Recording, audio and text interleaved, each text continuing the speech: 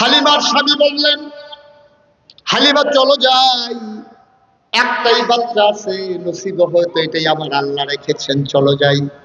হালিমা বাস্তববাদী মহিলা ছিল। হালিমা কয়, অভাবী মানুষ, বাচ্চার বিনিময়ে যদি কয়টা টাকা না পাই তাইলে বাচ্চা নেব কেন? হালিমা কয়, বাচ্চা আনবো না। হালিমার স্বামী বুঝাইয়া বললেন, চলো যাই, পছন্দ হইলে নেব, নাইলে নাই, কাছাকাছি চলে এসেছি, এখন আর ফেরত যাওয়ার দরকার নাই। হালিমা ঢুকলেন মক্কায়। লোকজনের কাছে জানতে চাইলেন, মোহাম্মদ নামে একটা বাচ্চা আছে, পিতার নাম নাকি আব্দুল্লাহ, দাদার নাম আব্দুল মুত্তালিব, ঘরটা কোনটা?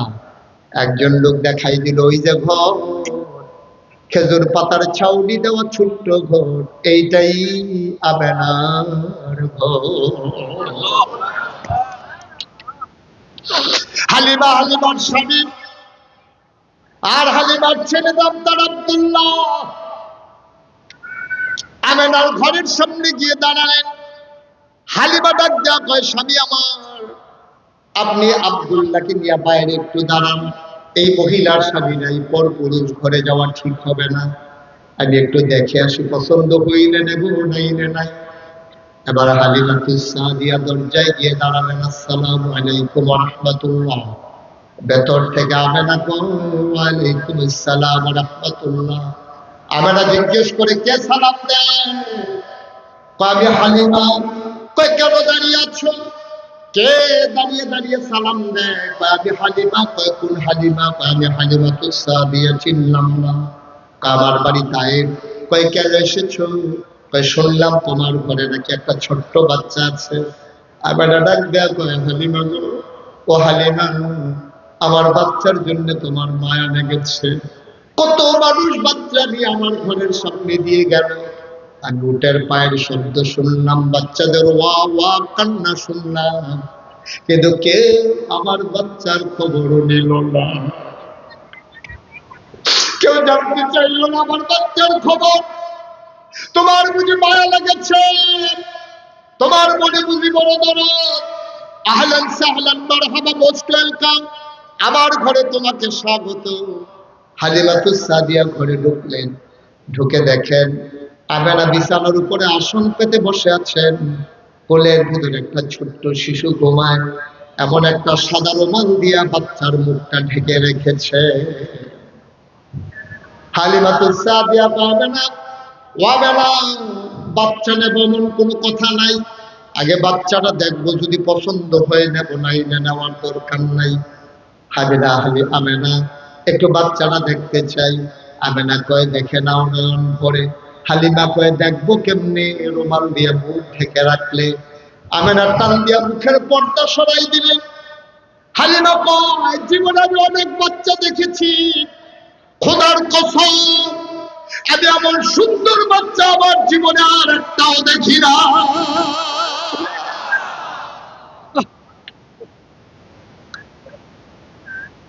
মানুষ এত সুন্দর হইতে পারে,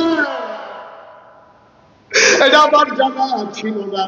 বাচ্চারা চোখ বন্ধ করে ঘুমায়। আমি মনে মনে চিন্তা করতেছিলাম, আমি তো বাচ্চাটাকে দেখি, বাচ্চাটা তো আমাকে দেখে না। আমি মনে মনে চিন্তা করতেছিলাম, যদি বাচ্চাটা আমাকে এক নজর দেখতো। আল্লাহর হুকুম, আমি কাউকে কিচ্ছু বলি নাই। হঠাৎ করে আমি দেখলাম বাচ্চার চোখের পাতাটা এমন করে নড়তেছে। আমার মনে হইল চোখের পাতা না, মনে হইল ফুটন্ত গোলাপের গোলাপি রঙের দুইটা পাপড়ি মৃদুমন্দ বাতাসে যেন দোল খাইতেছে।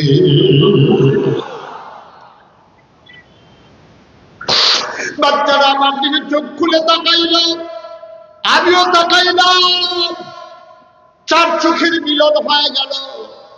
বাচ্চা কি বুঝলো আমি জানি না, দুধের বাচ্চাও আমার দিকে তাকাইয়া আলতো করে ঠোঁটের কোনাটা বাঁকা করে একটা মুচকি হাসি দিল।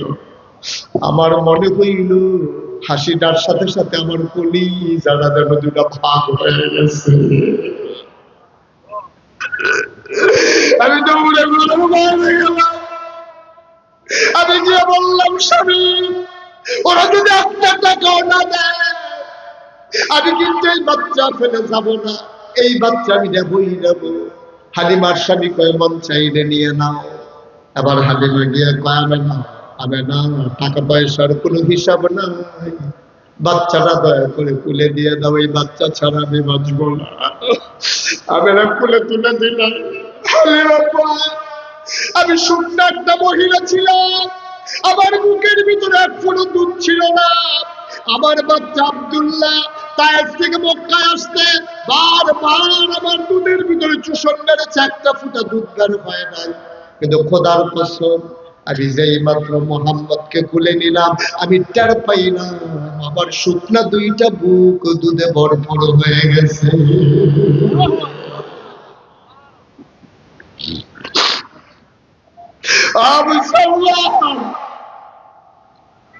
কোনদিন যদি মুশতাক ফয়জী না আসে, কোনদিন যদি তোমাদেরকে না ডাকে, মনে রাখবা আমি এসেছিলাম, মনে রাখবা কথা কয়টা বলে গেলাম। বাবা মাইনা মাইনা চইল, জীবনটাকে একটু বদলে দাও। এভাবে আর কতদিন, এভাবে আর কতদিন? তুমি একদিন থাকবা না রে আব্বা। তোমার আব্বা যেমন করেছিল এখন নাই, তোমার মা যেমন করেছিল এখন নাই, একদিন তুমিও থাকবা না, এটাই হচ্ছে বাস্তবতা।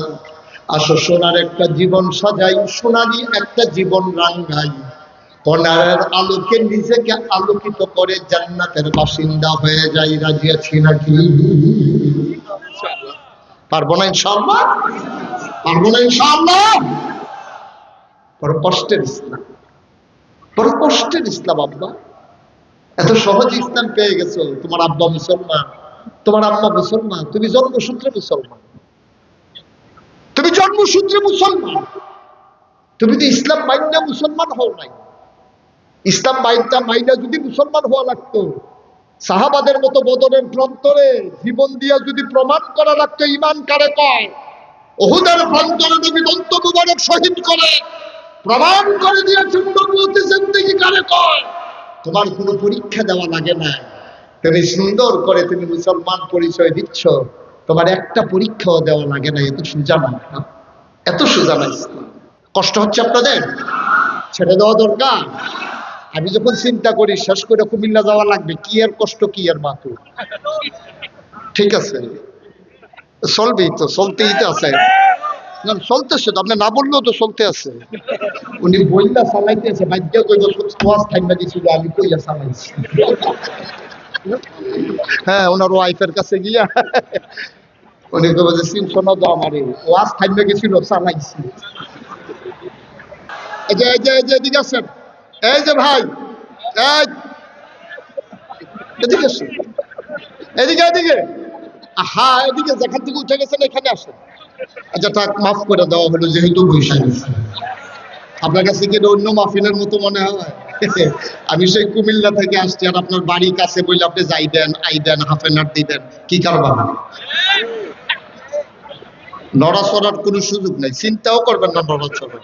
আল্লাহ যেন কবুল করে সবাই করে আগে। আমি লম্বা সময় আপনাদেরকে আটকে রাখবো না, যতক্ষণ আপনাদের ধৈর্য কুলায় ততক্ষণ ইনশাআল্লাহ আলোচনা। ওয়াবা তাওফিকি ইল্লাহ।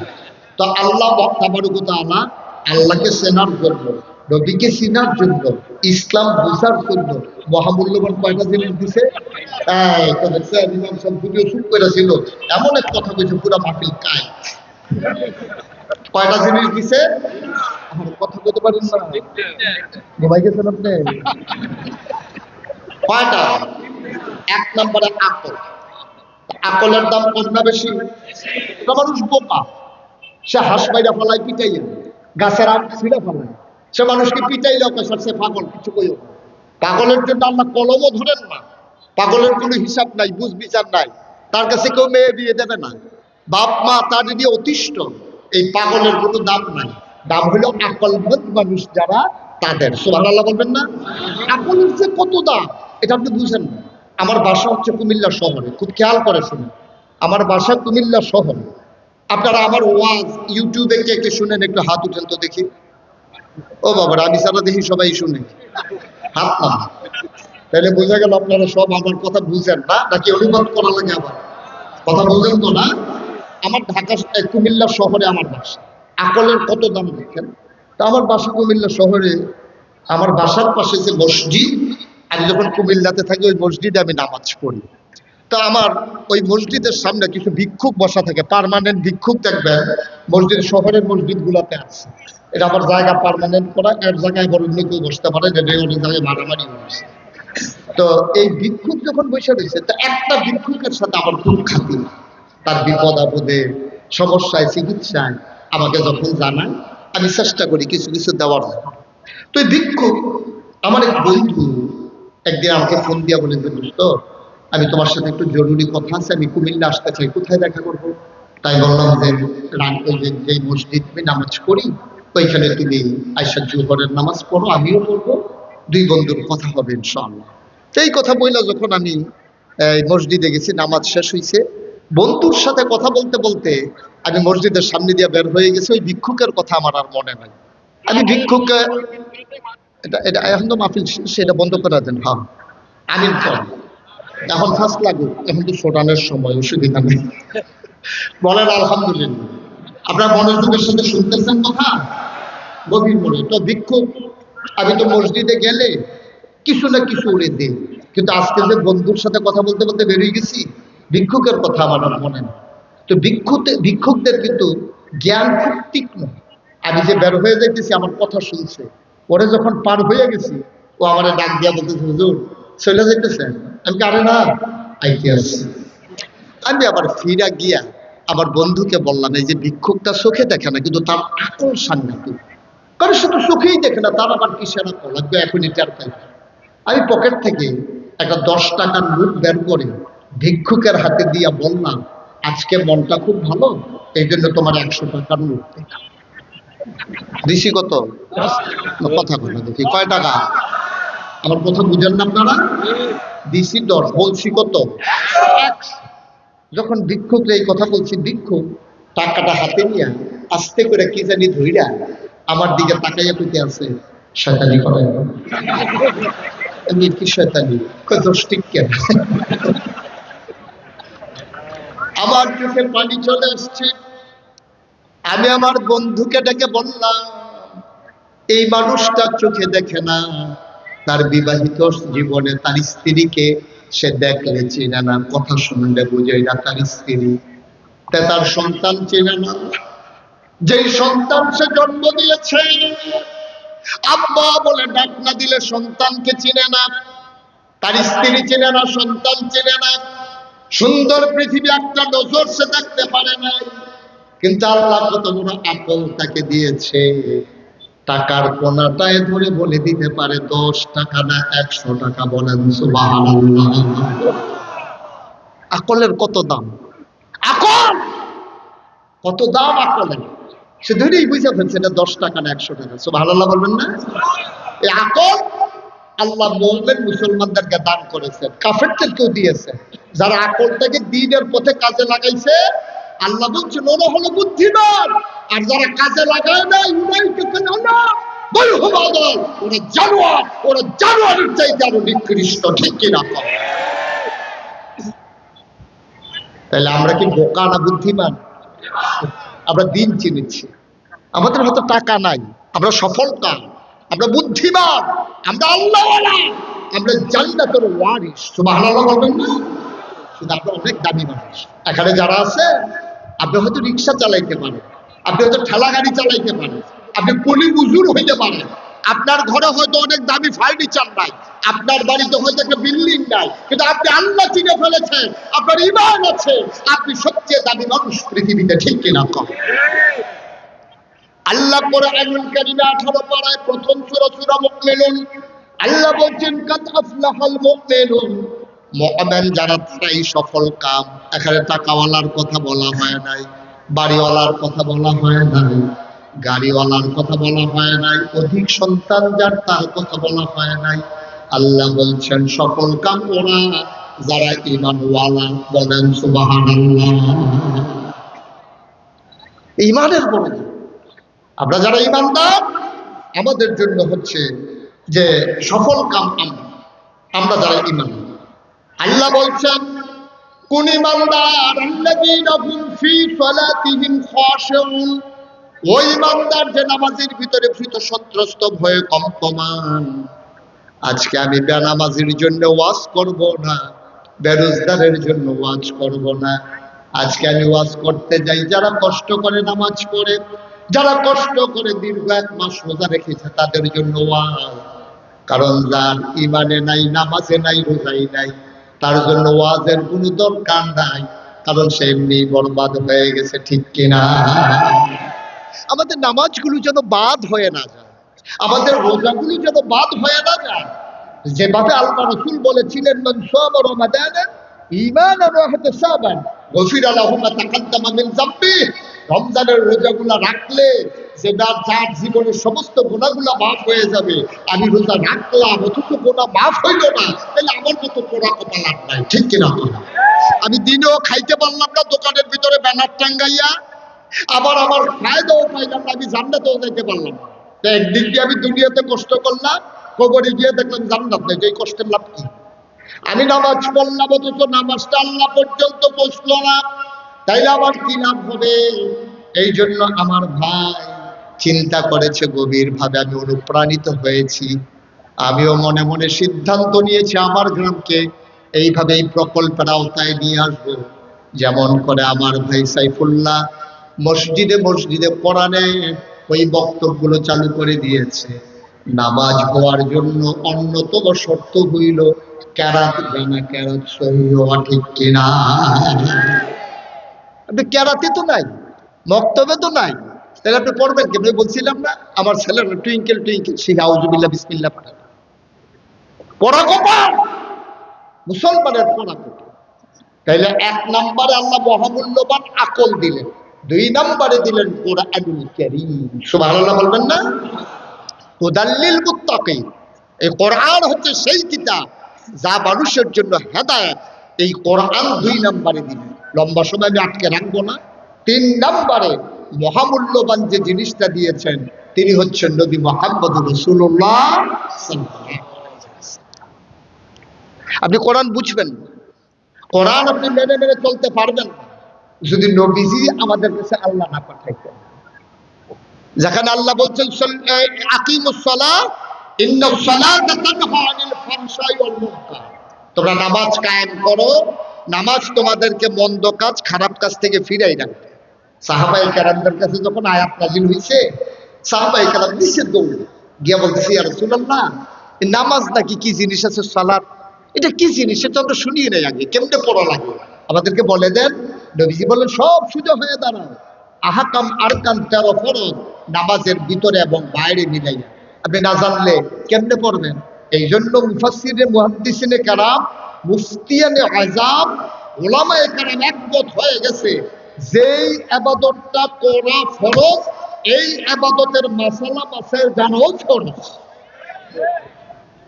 নামাজ পড়া 5 ওয়াক্ত, এটা কি নফল না ফরজ? নফল না ফরজ?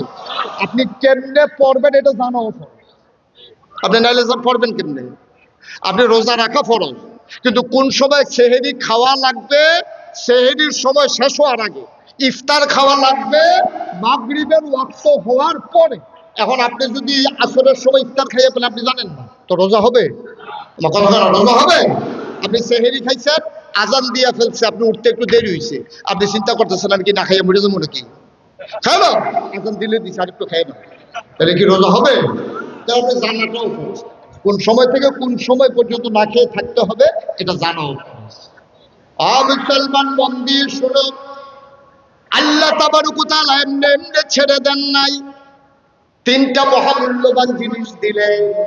1 নম্বরে দিলেন আকল, 2 নম্বরে দিলেন কোরআন, 3 নম্বরে নবী মুহাম্মদুর রাসূলুল্লাহ সাল্লাল্লাহু আলাইহি ওয়াসাল্লাম।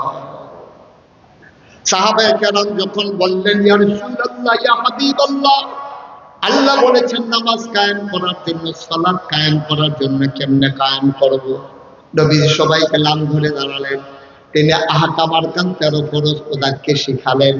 পাক হওয়া, শরীর পাক হওয়া, জায়গা পাক হওয়া, স্থান পাক হওয়া, কাপড় পাক হওয়া, ওযু আবার আপনার ফরজ ওযু অথবা গোসল থাকলে আদায় করে নেওয়া, পাক হওয়া, এইভাবে সবগুলা জায়গা কিবলামুখী হয়ে দাঁড়ানো, সোজা হয়ে দাঁড়াইয়া নামাজ পড়া। এইভাবে যখন বুঝালেন, সাহাবায়ে কেরাম দাঁড়ালেন। এখন আফসোস হলো, আমার মসজিদ আছে, আমার গায়ের কাপড়ও আছে, শরীরও পাক আছে, কিন্তু দেখা গেল মসজিদ বানানো হয়েছে সমাজের যেই মানুষটা সুদখোর ঘুষখোর মদখোর, যেই মানুষটার বগুড়া শহরে সিনেমা হল আছে, আরে সবাই মিল্লা মসজিদের সভাপতি বানাই দিছে। মসজিদের ছাদের জন্য 5 টন রড খুব দরকার, ঠিক কিনা? সবাই মিল্লা বলছে আমাদের গ্রামের ভিতরে আমরা তো ছাদরা নিয়ে আটকাই গেছি, তাইলে এই লোকটার যদি সভাপতি বানানো যায়, তো এই লোকের বলছে যে আমরা সবাই মিল্লা সভাপতি বানাইছি। কই কি লাগবে? কই মসজিদের ছাদের রড লাগবে। সে সিনেমা হলের ম্যানেজারের খবর দিচ্ছে কত টাকা বিক্রি হয়েছে, নিয়ে আসো। তখন সিনেমা হলের টাকা দিয়েছে মসজিদ, আপনি সুদের টাকা দিয়ে কিনছেন পাঞ্জাবি, ঘুষের টাকা দিয়ে কিনছেন টুপি, আর খাইছেন আপনি ঘুষের টাকা দিয়ে।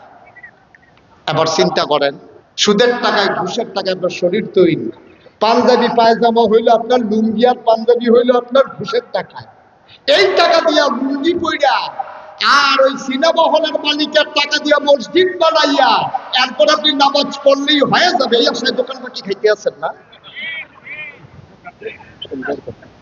এই আশায় দিন কাটাইতেছেন। আমরা বিপদে পড়ে গেছি ভাই। ইসলাম আসছে গরিবের হাতে, মসজিদ হয় না ধনী ছাড়া।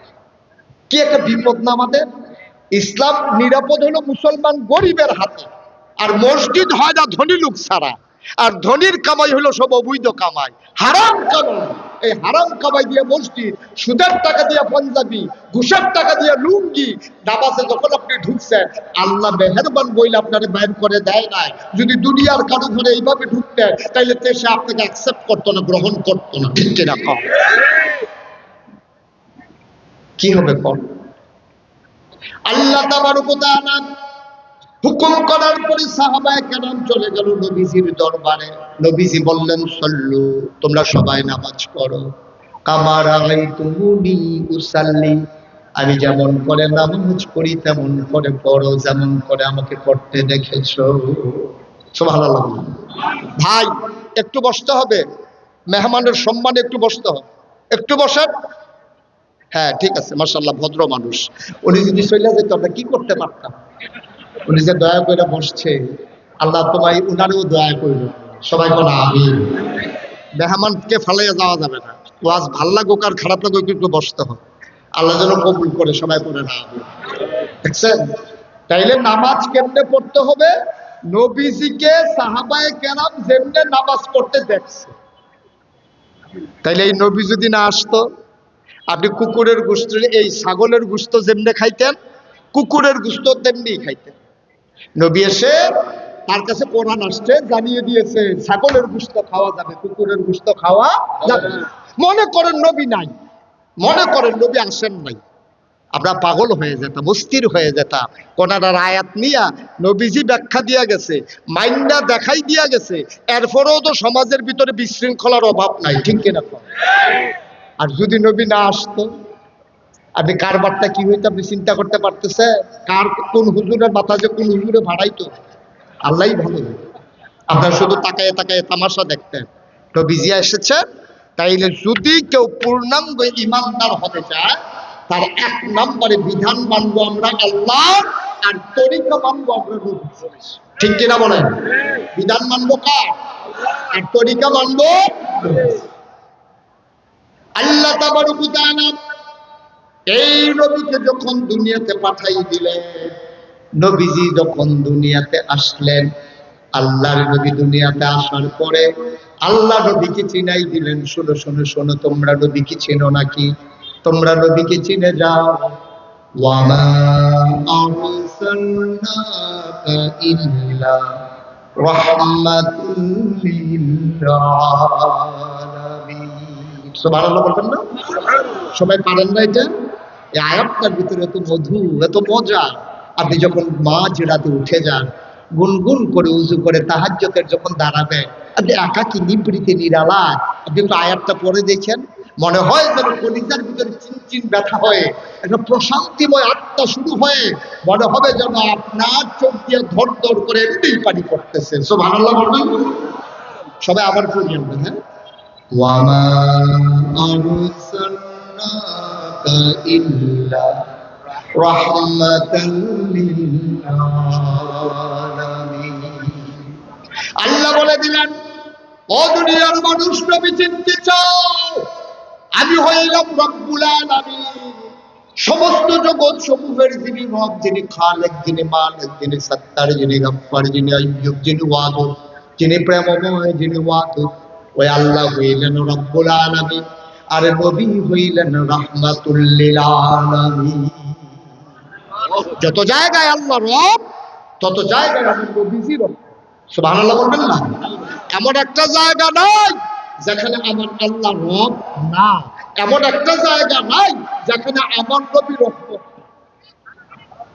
কুরআনুল কারীম আল্লাহ ওয়াজ করে দিলেন, ফাবিমা রাহমাতিন মিনাল্লাহি লিনতা লাহুম ওয়া লাউ কুনতা ফাযযান গালিযাল কলব লাউ ফাদদু মিন হাওলিক ফাআফু আনহুম ওয়াস্তাগফির লাহুম وشاورهم في الأمر فإذا عزمت فتوكل على الله إن الله يحب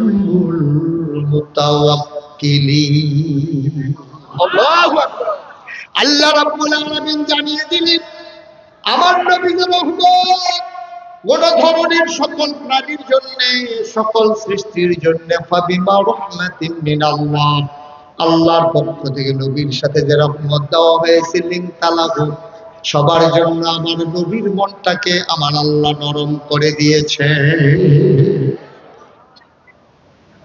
এই নবীকে আল্লাহ তাবারক ওয়া তাআলা দুনিয়ায় পাঠানোর পরে তাকে পারফেক্ট প্র্যাকটিসিং মুসলিমে পরিণত করে দেওয়ার জন্য আল্লাহ তাবারক ওয়া তাআলা কোরআনের প্রতিটি নির্দেশ নবীকে লক্ষ্য করে বলেছেন। কোরআনুল কারীম 21 পারায় সর্বশেষ সূরা, সূরার নাম সূরা আহজাব, 73টা আয়াত, 9টা রুকু। আল্লাহ ডাক দেয়া কইয়া, আইয়ুহান নবী, হে নবী, আত্তাকিল্লাহ, আপনি ভয় পাবেন কেবলমাত্র, শুধুমাত্র, একমাত্র আমার আল্লাহকে বলেন সুবহানাল্লাহ। নবীকে, যেই নবী মাসুম, যেই নবী নিষ্পাপ, যেই নবীর কোনো গুনাহ নাই, এই নবীকে আল্লাহ দেখো কইয়া, আইয়ুহান নবী আত্তাকিল্লাহ, আপনি ভয় পাবেন শুধু আল্লাহকে, আল্লাহ ছাড়া আর কাউকে ভয় পাওয়া যাবে না। ঠিক কিনা কও? আমরা ভয় পাই কারে? পুলিশ। যদি কয় পুলিশ আইতে আছে, আমি নিজে দৌড় দিয়ে লাইছি না। এই কয়েক বছর আগের কথা, কি এখন দৌড়াদৌড়ি করা লাগে না। কয়েক বছর আগে আমার মাহফিল ছিল উত্তরবঙ্গে, দিনাজপুরে। ওখান থেকে সৈয়দপুর বিমানবন্দরে গেলাম ঢাকা। ঢাকা থেকে নিয়ে যাওয়া হলো কক্সবাজার। কক্সবাজারে যখন দিনে দিনে পৌঁছে গেলাম, তা আমারে নিতে আসছে যারা বাইক নিয়ে, তাই বললাম, ভাই আমি একটু আগে চলে আসছি, তো অনেকে তো টাকা খরচ করে কক্সবাজার দেখতে আসে, তা আমি যেহেতু মাহফিল উঠছিলে আগে চলে আসছি, যদি কক্সবাজারটা একটু ঘুরে দেখি, কোনো সমস্যা আছে?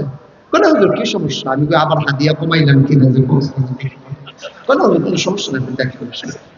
আমি যখন কক্সবাজারের সমুদ্র সৈকতে পরন্ত বিকেলে সূর্য যখন ডুবু প্রায়, আমি যখন হাঁটতেছিলাম, এমন সময় দেখি দূরের থেকে এক পুলিশ আমার দিকে দিছে দৌড়। যেই লোক আমাদের নিয়ে গেছে, ওই লোককে হুজুর দৌড় দেওয়া মানে এত কোনো পাঞ্জাবি গাইতে ফেসলাইকা পড়ে যাবো, পুলিশের দৌড়ে আমার নদ করে শক্ত করে ধরে একটা সিফা দিছে, আবার হাড্ডি গুলা সহ মুড়মুড়ি দিয়ে উঠছে। আমি গেলাম, ভাই এটা কি? কয় মহব্বত। আমি এরকম মহব্বত কয়বার করবেন? 3 বার। একবার ভাই একবার সেটাতে ভালো লাগবে না, আমার একবারই হয়ে গেছে। অনেক মহব্বত হয়েছে আমার। দেখি সেই লোক চোখের পানি ছেড়ে দিয়ে কাঁদতেছে। আমি বললাম, কাঁদতেন কেন? যে হুজুর আমার বাড়ি কুমিল্লা, আমি সিফার নমুনাই বুঝছি, আপনি যে কুমিল্লা। ভাই একটু চিন্তা করে দেখেন যে কি দিন গেছে, আল্লাহ কেমন দিন গেছে। আপনি যদি সময়ের শুকরিয়া আদায় না করেন, আল্লাহ তাকে ছেড়ে দেবেন না, ছেড়ে দেবেন না। সবসময় একরকম যায় না, আর সময় পাইলে মুমিন মুসলমান যারা এটা কাজে লাগাই দেয়। ঠিক কিনা? এটাই কাজে লাগাই দেয়, আর নাইলে আপনি আটকে যাবেন কিয়ামতের ময়দানে। সময় সবসময় একরকম যায় না। যেই কথাটা বলতেছি না, আল্লাহ তাবারক ওয়া তাআলা নবীকে পাঠালেন রহমত। নবী কি? না, কথা বলো, নবী কি?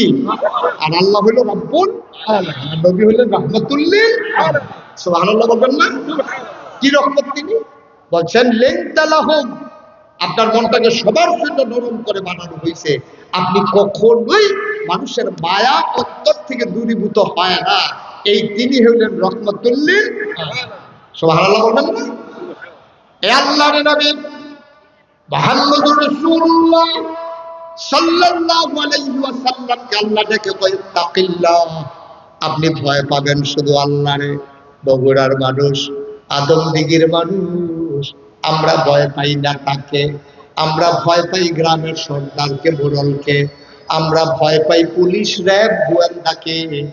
কিন্তু প্রকৃত ইমানদার যারা, তারা ভয় পায় কেবলমাত্র আল্লাহকে। ঠিক কিনা? ইমানদার যারা, আল্লাহ ছাড়া কারো ভয় তাদের অন্তরে জায়গা হয় না। এটা ইমানদারের লক্ষণ। আচ্ছা, এখন আল্লাহ কেন বললো না তোমরা ভয় পাইবা পীর সাহেব হুজুরকে? কেন বললো না তোমরা ভয় পাইবা এমপি সাহেবকে? কেন বললো না তোমরা ভয় পাইবা থানার ওসিকে? কেন বললো না তোমরা ভয় পাইবা আব্বাকে আম্মাকে? কেন বললো না? কেন আল্লাহর কথা বললো? মুফাসসিরিন কেরাম গবেষণা করলেন, তারা গবেষণার রেজাল্ট প্রকাশ করে দিলেন। যদি বলতো তোমরা ভয় পাইবা মুশতাক ফয়েজি পীর সাহেবকে, তা আমার এলাকার যারা মানুষ তারা পাহারা দিত যে হুজুরে কোন সময় বাড়ি থেকে যায়, আমরা তখন গুনাহ করা শুরু করি। যেহেতু হুজুরে ভয় পাইতে কইছে, তো হুজুরের দেখলে না ভয় পাওয়া? হুজুর তো দেখে না, হুজুর চলে গেছে বগুড়া, তারপরে তো যা ইচ্ছা তা করব। এই জন্য মুশতাক ফয়েজি পীর সাহেবকে ওরা পাহারা দিত। আল্লাহ পীর সাহেবের কথা বলেন না, মায়ের কথা বলেন নাই। মা রান্না করে, ছেলেটা কলেজে গিয়ে যদি সিগারেট খায় মা তো দেখবে না। বাবা চলে গেছে অফিসে, সন্তান যদি জোহরের সময় নামাজ না পড়ে তাহলে তো সন্তান, বাবা তো দেখবে না। এই জন্য আল্লাহ বলছেন আত্তাকিল্লাহ, তোমরা ভয় পাইবা আল্লাহকে। কারণ এই জন্য আল্লাহকে ভয় পাইবা, এমন একটা জায়গা নাই তুমি যখন সেহরি খাও ভোর রাত্রে, নিকশ কালো অন্ধকার, আকাশে মেঘ জমে আছে, হাতটা দিলে দেখা যায় না আলো ছাড়া, তখনও যিনি দেখেন তিনি কে? পানির নিচে ডুব দিয়ে যদি তুমি এক ঢুক পানি খেয়ে ফেলো, তুমি অজু করতে গেছো টিউবওয়েলের ভেতরে, একটা ছেলে তোমাকে সাহায্য করতেছে, টিউবওয়েলের ভিতরে চাপ দিয়া সাহায্য করে, চাপ দেয়, পানি বের হয়, তুমি কুলি করো। তুমি কুলি করার সময় 2 কুলি ফেলেছো, মাঝেরটা খেয়ে ফেলছো।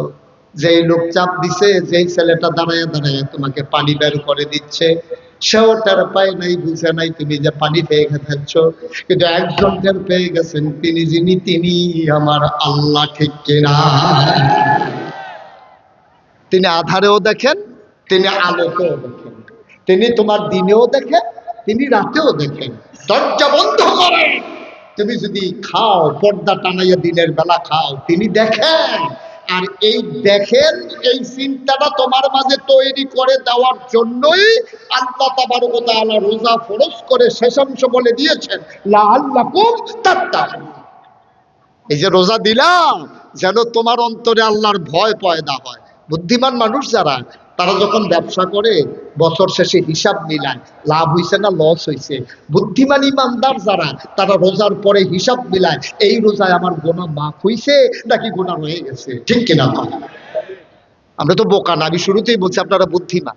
তাহলে বুদ্ধিমান মানুষ হইলে রোজা যে গেল, এই রোজা যেই কারণে ফরজ হয়েছিল যে লাআল্লাকুম তাত্তাকুন, তোমাদের অন্তরে যেন আল্লাহর ভয় পয়দা হয়। তাহলে আপনার অন্তরে কি আল্লাহর ভয় পয়দা হয়েছে?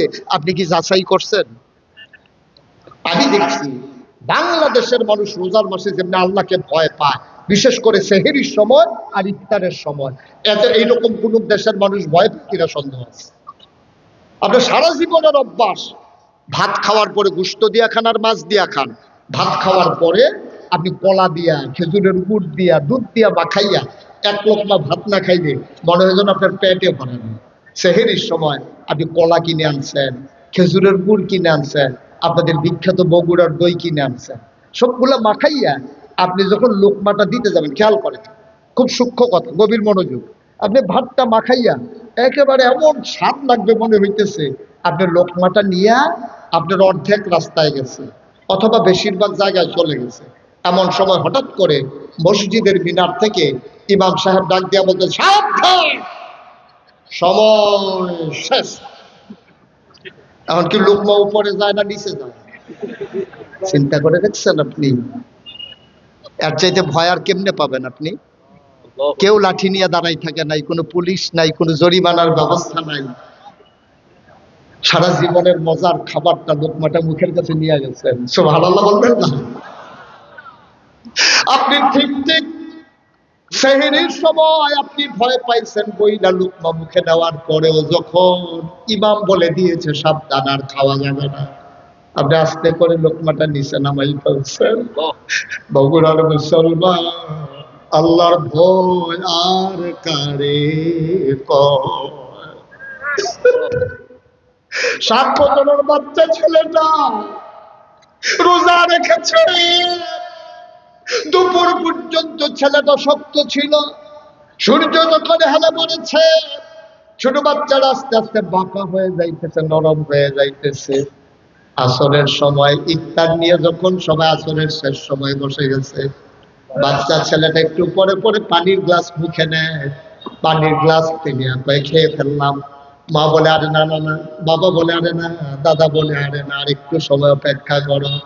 ছোট বাচ্চাটারেও খেতে দেয় না, নিজেও খায় না, বারবার ঘড়ির দিকে তাকায়, বারবার জানালা খুলে দেয়, মসজিদে আজানের আওয়াজ আসে কিনা। ও মুসলমান, তুমি যদি আল্লাহকে ভয় না পাইতা সেহরির সময় তো অপেক্ষা করতা না। নিশ্চয়ই তুমি ভয় পাও। কোনো দারোয়ান নাই, কোনো পুলিশ নাই, কোনো আইনের ব্যবস্থা নাই, জরিমানার ব্যবস্থা নাই। তারপরেও তুমি খাও না, কারণ তুমি বিশ্বাস করো আমি যদি খেয়ে ফেলি, কেউ জানুক আর না জানুক, শাস্তি হোক আর না হোক, একজন জেনে যাবেন যিনি কিয়ামতের ময়দানে ইয়াউমা ইয়ানজুরুল মারউ মা কাদ্দামাত ইয়াদা, সেই কিয়ামতের ময়দানে আমার হাতের ভিতরে যখন আমলনামা দিয়ে দেওয়া হবে, বিচারকের জায়গায় যিনি ওই আল্লাহ বসে যাবেন, সেই দিন যিনি বিচার করবেন, কেউ দেখো কার না দেখো, আমার আল্লাহ দেখে ফেলবে। এই জন্য নিকশকাল অন্ধকারে আপনি সেহরির আফজরের আযান পড়ে গেলে আর খান না, ঠিক কিনা? পিপাসা থাকার পরে আপনি পান করেন না, খাবার থাকার পরে আপনি খান না, আপনি বিশ্বাস করেন আল্লাহ দেখতেছেন। এখন আদম দিগির মানুষের কাছে আমার সরল একটা প্রশ্ন, সেহরির সময় আল্লাহ দেখেন, আজান পড়ে গেলে খাওয়া যাবে না, মাগরিবের আজান পড়ার আগে খাওয়া যাবে না, আল্লাহ দেখেন। তাইলে এই দুই জায়গা আল্লাহ দেখে, এই জন্য আল্লাহকে ভয় পাই। আমি যখন অফিসে ফাইল আটকাইয়া ঘুষ খাই, তখন আমার আল্লাহ বুঝি দেখে না। দেখে না কি দেখে না? তখন তো সেহরি খাইলেন না, আল্লাহরে দেখাইলেন।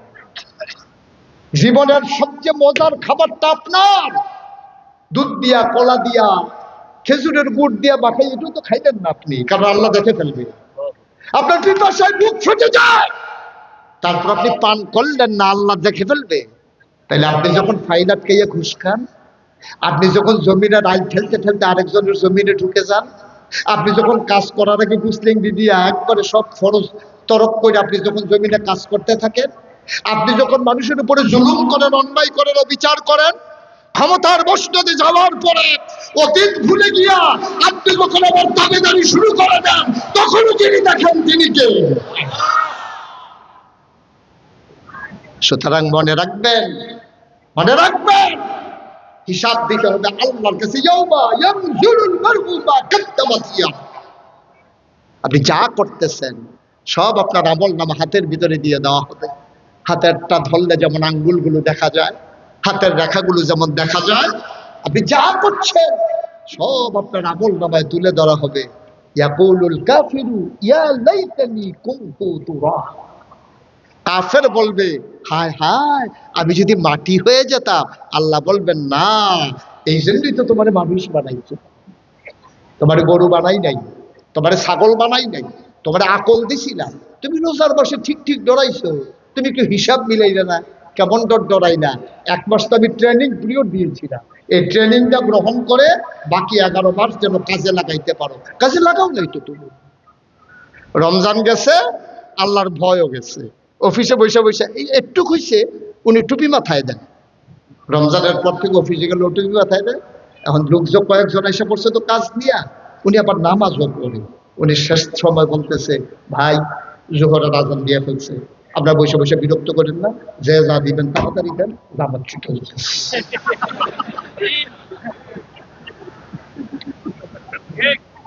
মানে সুদ খাওয়ার একটা, ঘুষ খাওয়ার একটা স্টাইল আছে। আল্লাহরে ডরায় তো নামাজ ছুটে দেখতেছে, কিন্তু ঘুষ দেখায় এটা কিন্তু আল্লাহ দেখেন, দেখে না কি দেখে না? এই জন্য আমার নবী হচ্ছেন আমার জন্য আদর্শ, মডেল, ওই সুওয়াতুন হাসানা। আল্লাহ বলেন লা ইন শাকারতুম লা আযীদান্নাকুম। ও দুনিয়ার মানুষ, নিয়ামত পেয়ে যদি শুকরিয়া আদায় করবে, যেই নিয়ামত পেয়ে শুকরিয়া আদায় করবে, শুকরিয়া আদায়ের কারণে ওই নিয়ামত আমার আল্লাহ আরো বহুত গুণে বাড়িয়ে দেবেন। বলেন সুবহানাল্লাহ। আমার আল্লাহ যা বলেন তা করেন নাকি করেন না? কম কম না বেশি বেশি? প্রমাণ আছে নাকি নাই? কোরআনুল কারীমের 30 পারায় সূরা বুরুজের শেষ অংশে আল্লাহ কত সুন্দর করে ওয়াজ করে দিলেন। আল্লাহ বলেন ফাআলুল লিমা ইউরিদ। আমার আল্লাহ এমন আল্লাহ, তার যা মন চায় ওই কাজটাকে আমার আল্লাহ বেশি বেশি করে দেন। বলেন সুবহানাল্লাহ। আল্লাহ দুনিয়ার মানুষের মতো না। দুনিয়ার মানুষ বলে একটা করে আরেকটা, ঠিক কিনা? অসুখে পড়লে একরকম, ভালো হয়ে গেলে আরেক রকম, বিপদে পড়লে একরকম, বিপদ দূর হয়ে গেলে আরেক রকম, নির্বাচনে দাঁড়াইলে একরকম, পাশ করার পরে আরেক রকম, ঠিক কিনা? এটা একটু বেশি ঠিক না? সাংঘাতিক ঠিক, আওয়াজও দিবেন। আমার আল্লাহ রাব্বুল আলামিন তিনি যা বলেন তিনি তাই করে দেন। তিনি কখনো ওয়াদা খেলাফ করেন না। ওয়াদা খেলাফ করা আমার আল্লাহর জন্য শোভাও পায় না। তিনি নিজেই নিজের ব্যাপারে ওয়াজ করে দিলেন। আল্লাহ বলেন ইন্নাকা লা তুখলিফুল মিয়াদ। আমার আল্লাহ এমন আল্লাহ, তিনি যা ওয়াদা করেন, ওয়াদার খেলাফ করা আমার আল্লাহর জন্য শোভা পায় না। বলেন সুবহানাল্লাহ। এই আল্লাহ আছেন নাকি নাই? ছিলেন নাকি ছিলেন না? থাকবেন নাকি থাকবেন না? আমার এই আল্লাহ প্রয়োজন। জুড়ে কন, জুড়ে সুরে সবাই মিলে মন প্রাণ উজাড় করে গলা ছেড়ে দিয়ে মধুমাখা কণ্ঠে আকাশ বাতাস প্রকম্পিত করে, আদম দিঘির জমিন কাঁপিয়ে দিয়ে রাতের নিস্তব্ধতা ছিন্ন ভিন্ন করে। চলো ওই আল্লাহকে সবাই মিলে জানিয়ে দেই, মাওলা রব্বে কারীম, তুমি লাম ইয়ালিদ ওয়ালাম ইউলাদ ওয়ালাম ইয়াকুল লাহু কুফুয়ান আহাদ। তিনি কারো থেকে জন্ম নেন নাই, তিনি কাউকে জন্ম দেন নাই।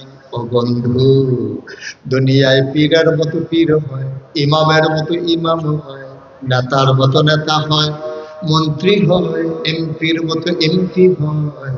আবার আল্লাহর কি মতো? তিনি কারো মতো না। ওয়ালাম ইয়াকুল লাহু কুফুয়ান আহাদ। তার মতো নাই, তার লয় নাই, তার ক্ষয় নাই, তার শুরু নাই, তার শেষ নাই, তার আদি নাই, তার অন্ত নাই, তার দিগন্ত নাই, তার ডেস্ট্রয় নাই। তিনি ছিলেন, তিনি আছেন, তিনি থাকবেন, তিনি কয়জন? চলো সবাই মিলে দুই এক মর্তবা জানিয়ে দেই, লা ইলাহা জোরে জোরে লা ইলাহা, জোরে জোরে লা ইলাহা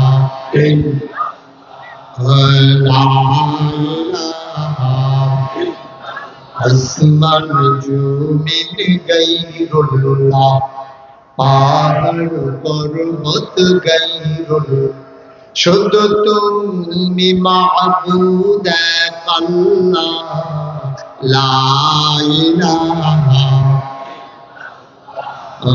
লা ইলাহা লা মাবুদা ইল্লাল্লাহ, লা মাশরুকা ইল্লাল্লাহ, লা মাওজুদা ইল্লাল্লাহ, লা মাকসুদা ইল্লাল্লাহ, লা ইলাহা লা ইলাহা ইলাহা ইল্লাল্লাহ মুহাম্মাদুর রাসূলুল্লাহ সাল্লাল্লাহু আলাইহি ওয়াসাল্লাম। সবাই পড়ি আলহামদুলিল্লাহ। বন্ধুরা আমার, ভাইরা আমার, আমার আল্লাহ রাব্বুল আলামিন এই দুনিয়ার ভিতরে আমাকে আপনাকে আমাদের সবাইকে মানুষ করে বানানোর এমনে এমনে ছেড়ে দেন নাই। কোন পথে গেলে জান্নাত, কোন পথে গেলে জাহান্নাম, কোন পথে গেলে লাভ আর কোন পথে গেলে লোকসান, কোন পথে ভালো কোন পথে মন্দ, কোন পথে কল্যাণ কোন পথে অকল্যাণ, কোন পথে শিরক বিদআত, কোন পথে তাওহীদ রিসালাত, কোন পথে কুফর আর কোন পথে ইসলাম জানানোর জন্য আমার আল্লাহ যুগে যুগে নবী এবং রাসূল পাঠাইছেন। বলেন সুবহানাল্লাহ। নবীদের ক্রমধারায় যিনি সবার শেষ, যিনি সবার সেরা, যিনি আপনার আমার নবী, নবী মুহাম্মদুর রাসূলুল্লাহ।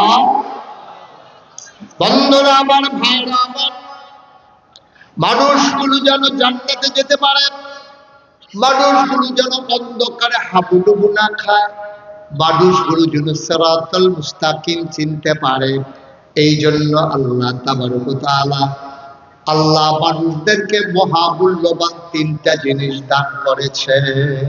কয়টা? একটু কথা বলতে হবে। কয়টা?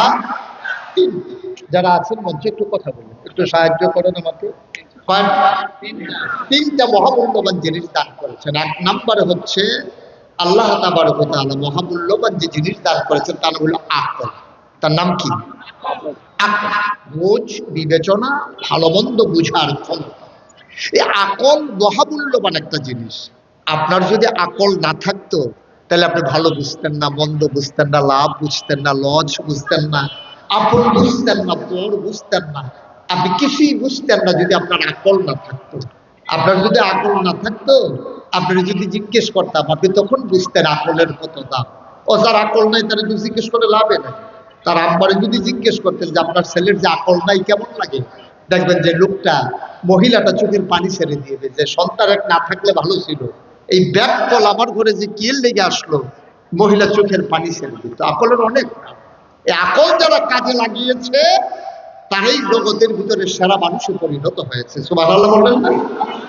আর যারা আকল কাজে লাগান নাই তারা অনেক বুদ্ধিমান, সব দিক দিয়ে সব বুঝে, তারা আপন বুঝে, পর বুঝে, টাকা চিনে, পয়সা চিনে, বাড়ি চিনে, ঘর চিনে, তারা গাড়ি চিনে, সব কিছু চিনে, কিন্তু তাদের আকল না থাকার কারণে তারা দিন চিনে না, আল্লাহ চিনে না, নবী চিনে না। ঠিক কি না? আল্লাহ তাবারক ওয়া তাআলা দুই দল মানুষের পার্থক্য তুলে ধরেছেন সুন্দর করে। আল্লাহ বলেন, কুল হাল ইয়াস্তাবিল্লাযীনা ইয়ালামুনা ওয়াল্লাযীনা লা ইয়ালামুন। হে নবী আপনি বলে দেন যারা জানে আর যারা জানে না দুই দল কি সমান? কয় দুই দল কখনো সমান হইতে পারে না। বলেন সুবহানাল্লাহ। অন্ধকার আর আলো যেমন একরকম হয় না, দিন আর রাত যেমন একরকম হয় না, বুরুক্ষতা আর শিক্ষিত মানুষ কখনোই একরকম হয় না। যারা জানে যারা জানে না দুই দল কখনোই সমান না। যারা জানে তারা হইল রাদিয়াল্লাহু আনহুম ওয়া রাদু আনহু, তাদের ব্যাপারে আল্লাহ খুশি, আল্লাহর ব্যাপারে তারা খুশি। বলেন সুবহানাল্লাহ। আল্লাহ নবী যখন দ্বীনের দাওয়াত দিলেন, মানুষগুলো হয়ে গেল দুই ভাগ। একদল হলো আল্লাহওয়ালা, আরেকদল হলো শয়তানওয়ালা। একদল হলো জান্নাতি, আরেকদল জাহান্নামী।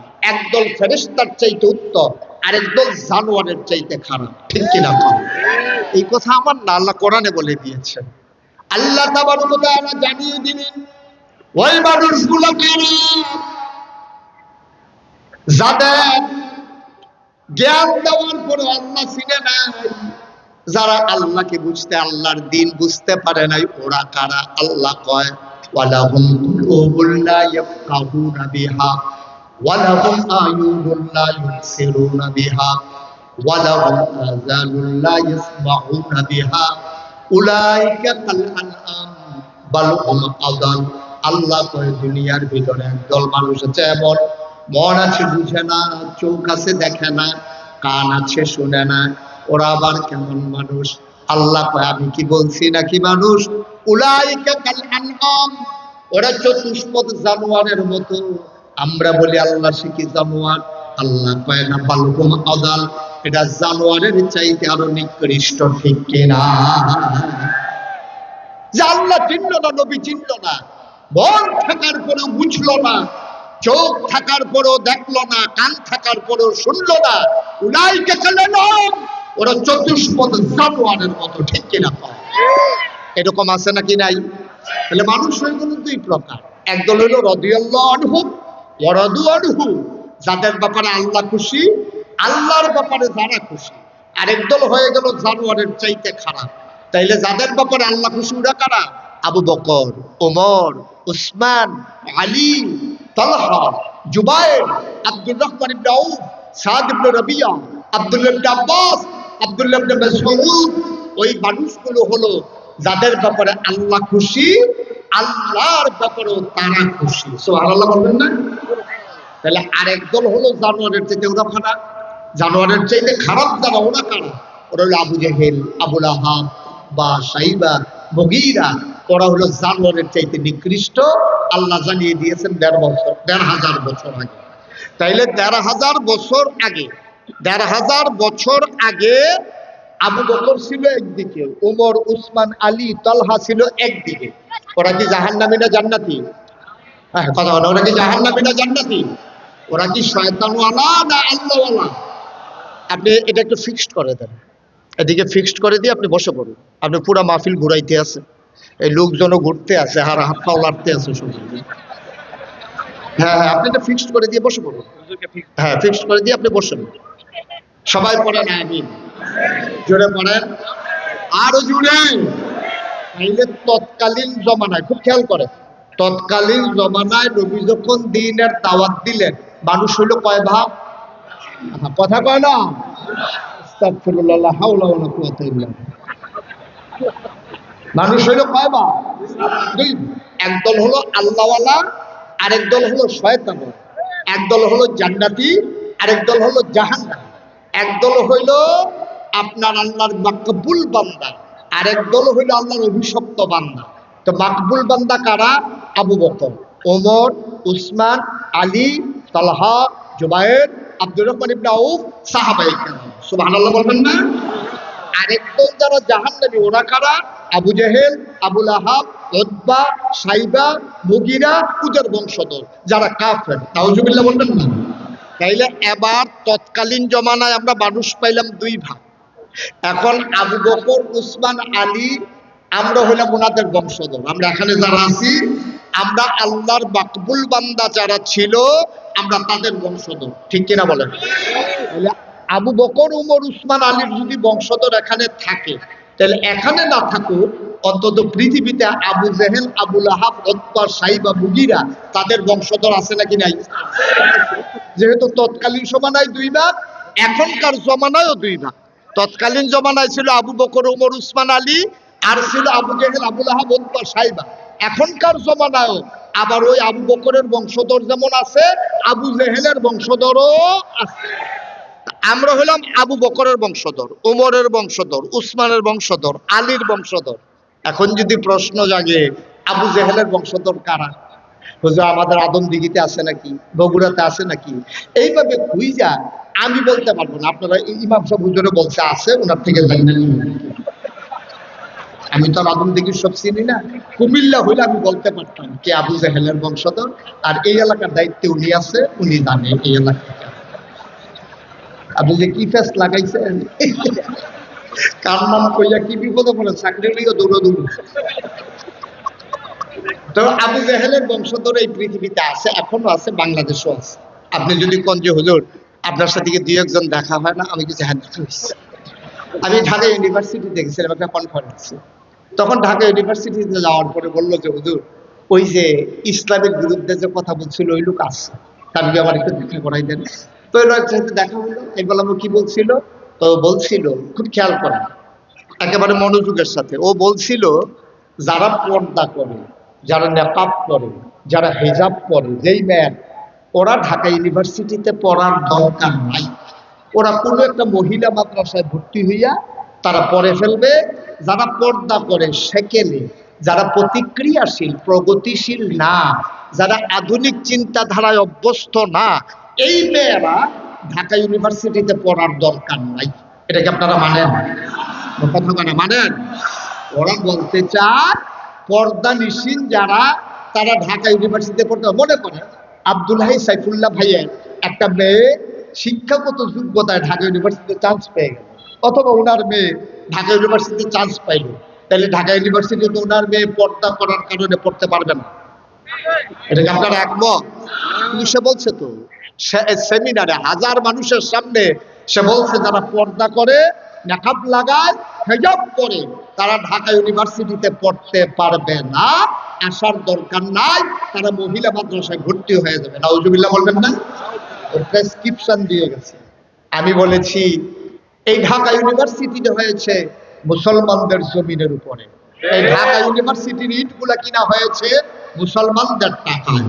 এই ঢাকা ইউনিভার্সিটিতে যেই মুসলমানদের ট্যাক্সের টাকা, আজও ঢাকা ইউনিভার্সিটিতে রিক্সাওয়ালার খেটে খাওয়া মানুষের টাকায়, আমার আপনার ট্যাক্সের টাকায়, আমরা একটা পাউরুটি কিনলে যে ভ্যাটের টাকা জমা হয় 15%, ওই টাকা দিয়ে যে ঢাকা ইউনিভার্সিটির কর্মচারী, কর্মকর্তা, প্রফেসর সকলের বেতন হয়, যে ঢাকা ইউনিভার্সিটিতে পড়তে পারবে না পর্দানিসীন মেয়েরা।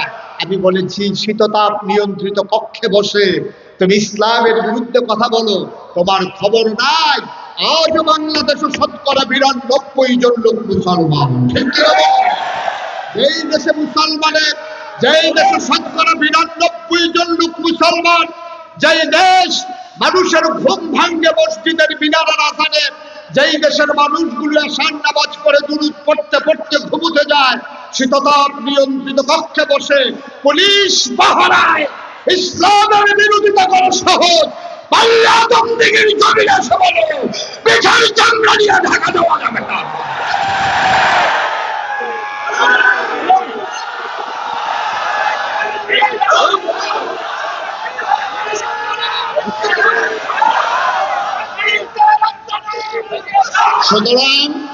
সুতরাং বোঝা গেল এই জমানায় আল্লাহওয়ালাও আছে, শয়তানওয়ালাও আছে। আছে নাকি নাই?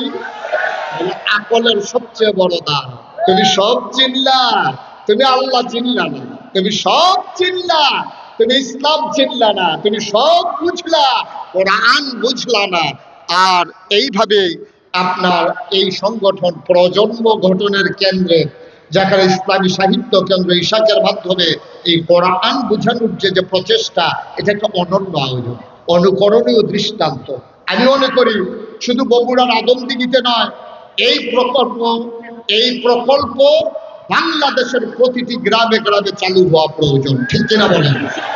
তাহলে ছোট্ট শিশুরা ওই যে যেখানে কিন্টার গার্ডেনে সকালবেলা চলে যায়, আজকে মক্তবগুলোকে ঝেঁটিয়ে পিটিয়ে বিদায় করে দেওয়া হয়েছে। এই কারণে আমার ছেলেরা শিখার কথা ছিল আউযুবিল্লাহ বিসমিল্লাহ, এখন আমার ছেলেরা শিখতেছে টুইঙ্কেল টুইঙ্কেল। ঠিক কিনা কর? শুধুমাত্র টুইঙ্কেল টুইঙ্কেল পারে, আউযুবিল্লাহ বিসমিল্লাহ। ঠিক কিনা কর? ছোট ছেলে মোবাইলের গেমস বুঝে, কিন্তু আমার ছোট্ট বাচ্চা নামাজ বুঝে না। ঠিক কিনা কর? এগুলো হচ্ছে আমাদের ওই বক্তব্যগুলো যে বন্ধ হয়ে গেছে, যেখানে হুজুর সকালবেলা লাইন ধরে পড়াইতো গোসলের কয় ফরজ, তখন সব ছেলেরা আমরা চিৎকার করে বলতাম 3 ফরজ 3 ফরজ। এইভাবে যখন শিখাইতো, এই শিক্ষা কেন্দ্রগুলো যখন বন্ধ হয়ে গেছে, আজকে আমরা ডেস্ট্রয় হয়ে গেছি, ধ্বংসের কিনারে দাঁড়িয়ে আছি। বাংলাদেশ থেকে পরিকল্পিতভাবে ঝেঁটিয়ে পিটিয়ে ইসলামকে বিদায় করা হয়েছে। ঠিক কিনা বলেন? আবার যদি আমরা ইসলামের রঙে রঙিন হতে চাই, আবার যদি অন্ধকার দূরীভূত করে কোরআনের আলোতে আলোকিত করতে চাই গোটা ধরনী, তাইলে আবার যেতে হবে কোরআনের কাছে, আর কোরআনকে নিজের জীবনে ধারণ করার জন্য সকালবেলার বক্তব্যের কোনো বিকল্প নাই, ঠিক কিনা বলেন? আবার শুরু করে দিতে হবে ইনশাআল্লাহ। যেটা আবার আব্দুল হাই সাইফুল্লাহ ভাই শুরু করে দিয়েছেন, আব্দুল হাই সাইফুল্লাহ ভাই যেটা শুরু করেছেন, ইনশাআল্লাহ ধারাবাহিকভাবে এটা শুধু আপনার আদমদিঘিতে না, শুধু বগুড়াতে না, শুধু উত্তরবঙ্গে না, ওটা বাংলাদেশের 56,000 বর্গ মাইলে ইঞ্চি ইঞ্চি জায়গায় পৌঁছে দিতে হবে ইনশাআল্লাহ। আল্লাহ যেন কবুল করেন, আল্লাহ যেন কবুল করেন। সবাই করেন আমিন। উনি চেয়েছেন মাত্র 300 লোক 1000 করে। আমি বলি এই প্যান্ডেলের ভিতরে 300 না, 600 লোক বছরে 1000।